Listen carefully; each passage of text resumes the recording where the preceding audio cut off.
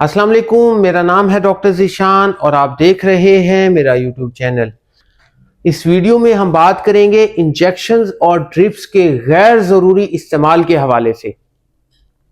अक्सर हमारे डॉक्टर जो कि पेरीफ्री में काम करते हैं वो इस बात का शिकवा करते हैं कि जब मरीज़ उनके पास आते हैं तो वो खुद से डिमांड करते हैं कि उनको ज़्यादा से ज़्यादा इंजेक्शन और ड्रिप्स लगाई जाएं।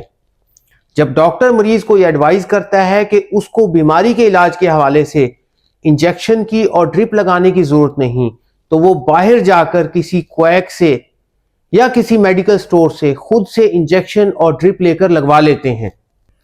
अक्सर देखा गया है कि बहुत सारे क्लिनिक्स पर इंजेक्शन लगाने वाले और लगवाने वालों की भरमार होती है और बहुत ही ज्यादा अनट्रेन्ड किस्म के लड़के और लड़कियां वो इंजेक्शन लगा रहे होते हैं। अक्सर औकात इंजेक्शन बाजू पर या कूल्हे पर लगाया जाता है और इंजेक्शंस कपड़े के ऊपर से ही लगाए जाते हैं और जिल्द को साफ करने के लिए अल्कोहल या कोई भी एंटीसेप्टिक दवाई का इस्तेमाल नहीं किया जाता। तो जब अनट्रेन्ड बच्चे और बच्चियां इंजेक्शन लगाते हैं कपड़े के ऊपर से ही और बगैर किसी एंटीसेप्टिक दवाई के इस्तेमाल के, तो उसकी वजह से बहुत ज़्यादा चांसेस होते हैं कि पट्ठे के अंदर इन्फेक्शन हो सकता है और उसके अंदर रेशा पड़ सकता है।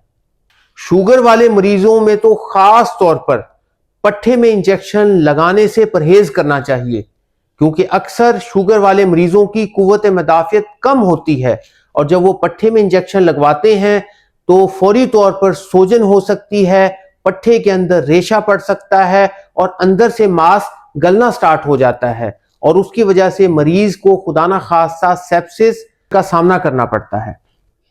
इसी तरह जब इंजेक्शन खुदा ना खास्ता नस के अंदर यानी नर्व्स के अंदर लग जाए तो उसकी वजह से वो नर्व मुस्तकिल तौर पर डैमेज हो सकती है और उसकी वजह से बाजू या टांग सारी जिंदगी के लिए बेकार हो जाती है। अगर कोई भी मरीज चाहे छोटा बच्चा हो या बड़ा, अगर वो मुंह के जरिए दवाई ले सकता है तो कोशिश करनी चाहिए कि वो सिरप फॉर्म में या टैबलेट फॉर्म के अंदर मुंह के जरिए दवाई ले। जितना मुमकिन हो पट्ठे में इंजेक्शन लगवाने से बचना चाहिए। इंजेक्शन आपको तभी लगवाना चाहिए जब खुदा ना खास्ता मरीज मुंह के जरिए दवाई ना ले सकता हो या उसकी हालत बहुत ज्यादा सीरियस हो या वो अस्पताल के अंदर दाखिल हो और डॉक्टर्स और क्वालिफाइड ट्रेन नर्सेज उसको इंजेक्शन लगाने के लिए मयसर हों। और कभी भी घरों के अंदर आपको इंजेक्शन नहीं लगवाना चाहिए, क्योंकि खुदा ना खास्ता अगर किसी इंजेक्शन का कोई रिएक्शन होता है तो घर के अंदर मरीज की मौत वाक़ई हो सकती है। चाहे कोई क्वालिफाइड डॉक्टर या नर्स ही क्यों ना हो, उसको घर के अंदर अपने किसी फैमिली मेंबर को कभी भी इंजेक्शन या ड्रिप नहीं लगानी चाहिए, क्योंकि घरों के अंदर रिएक्शन से बचने के लिए कोई भी दवाई मौजूद नहीं होती।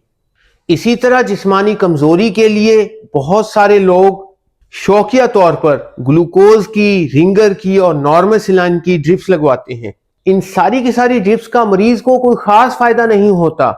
बूढ़े लोगों के अंदर या वो लोग जिनके पट्ठे कमजोर हों, अगर उनको ड्रिप लगा दी जाए तो उनकी वजह से उनकी हालत सीरियस हो सकती है और जिस्म में ज्यादा पानी जमा होने की वजह से वो लोग कार्डियक फेलियर में जा सकते हैं। अगर आपके जिस्म के अंदर पानी और नमकियात की कमी है और आप मुंह के जरिए पानी और नमकियात ले सकते हैं तो कोशिश करनी चाहिए कि आपको ज्यादा से ज्यादा मिकदार में पानी या ORS का इस्तेमाल करना चाहिए।